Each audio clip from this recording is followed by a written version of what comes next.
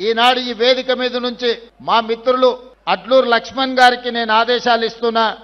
అదేవిధంగా special chief secretary సవ్యసాచ్ Ghosh గారికి నేను ఆదేశాలు ఇస్తున్నా.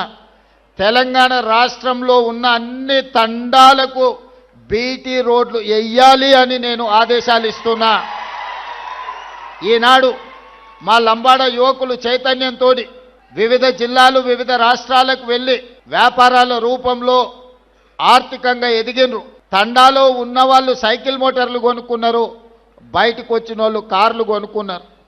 సొంత ఊరికి వెళ్ళాలి అని అంటే, వాళ్ళ తండాకి వెళ్ళాలి, తండలో ఉండే వాళ్ళ దాయాదులను కలవాలి అని అంటే వాళ్ళు కొనుక్కున్న సైకిల్ మోటార్ అయినా కార్ అయినా ఆ తండాలకు వెళ్ళలేని పరిస్థితి.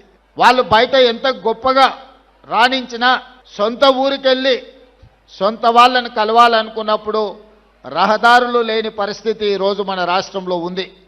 అందుకే స్పష్టమైన ప్రణాళికతోని నేను చీఫ్ సెక్రటరీ గారికి ఇన్స్ట్రక్షన్స్ ఇస్తున్నా. ప్రతి తండాలో పాఠశాల ఉండాలి, పాఠశాల భవనానికి మీరు ఏర్పాట్లు చేయండి. దాదాపుగా కొన్ని వేల గ్రామ పంచాయతీలను గత ప్రభుత్వం చేసినా అన్నది, కానీ ఏ గ్రామ పంచాయతీలో గ్రామ పంచాయతీ భవనం లేదు.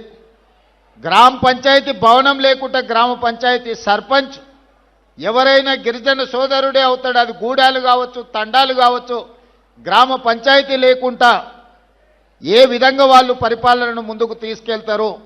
అందుకే గిరిజన గ్రామ పంచాయతీలో రాష్ట్రంలో ఎన్నుంటే అన్ని గ్రామ పంచాయతీ భవనాలు నిర్మించడానికి మీరు ప్రణాళికలు సిద్ధం చేయండి.